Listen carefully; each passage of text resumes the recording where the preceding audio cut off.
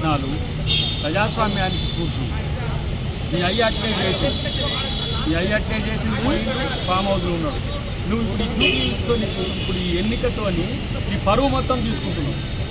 5,000 రూపాయలు తీసుకోమని చెప్పడం అనేది ఏ రాజకీయ సంస్థలు ఎవరిస్తారని చెప్పింది? మా గతంలో మీరు ఇచ్చిన సంస్కృతి కాబట్టి జనాలని పొలవ పెట్టి 5,000 ఇచ్చేయండి. నేను అంటున్నా ఇలా ఇట్లాంటి ఒక కుసంస్కారి లేదంటే ఎన్నికలంటే ఇలాంటి అభిప్రాయాలు ఉన్న వ్యక్తులకు మీరు ఓట్లు వేస్తారా? ఇలా ఇలా ఆ సోదరికి ఉండే పాజిటివ్నెస్ కూడా నెగిటివ్ చేస్తున్నది ఎవరంటే వీళ్ళే.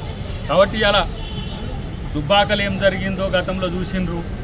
ఇట్లాంటి ప్రచారాలు చేసే కంటోన్మెంట్లు అంటే ఇక మాట్లాడుతున్నారు కొంతమంది, కంటోన్మెంట్ల అభివృద్ధి మేము మాకు జరగలేదని చెప్పి. కంటోన్మెంట్ల అభివృద్ధి జరగనోడు ఏమనాలి, ఇక కన్నుడు కూడా చూడలేనోడు. కాబట్టి రాజకీయాల కోసం కాకుండా ప్రజల కోసం రాజకీయాలు చేద్దాం. ఎన్నికలే లక్ష్యంగా మీరు పనిచేస్తున్నారు, ప్రజల లక్ష్యంగా మేము పనిచేస్తున్నాం. ఎవరు గెలుస్తారో చూద్దాం.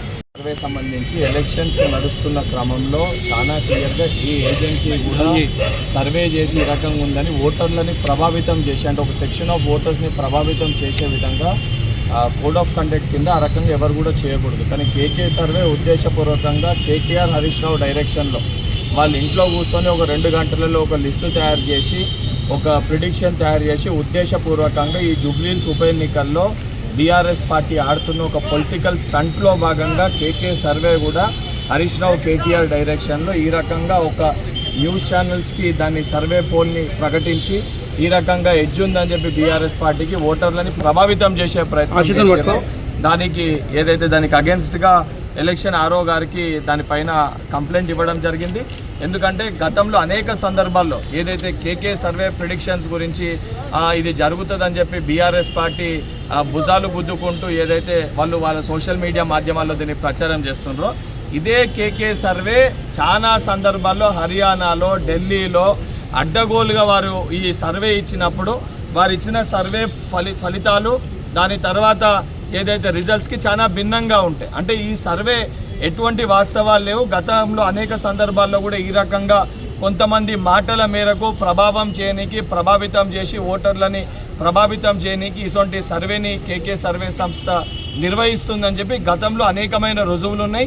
ఇప్పటికన్నా దీనిపైన ఏదైతే కేకే సర్వే చేసారో దీనిపైన చర్యలు తీసుకోవాలని చెప్పి ఆర్ఓ గారికి కంప్లైంట్ ఇవ్వడం జరిగింది. రేపు ఎలక్షన్ కమిషనర్ గారికి కూడా వారి దగ్గర కూడా సమయం, సుదర్శన్ రెడ్డి గారి దగ్గర కూడా సమయం తీసుకోవడం జరిగింది. రేపు 11 గంటలకు వారికి కూడా కంప్లైంట్ ఇస్తాము. అండ్ అయితే సెంట్రల్ ఎలక్షన్ దానికి సంబంధించి కూడా మెయిల్ రూపకంగా కూడా దీన్ని కంప్లైంట్ని వారికి కూడా అద్దంకి దయాకర్ గారు ఇద్దరం కూడా దీన్ని మెయిల్ రూపకంగా కూడా కంప్లైంట్ చేస్తాము.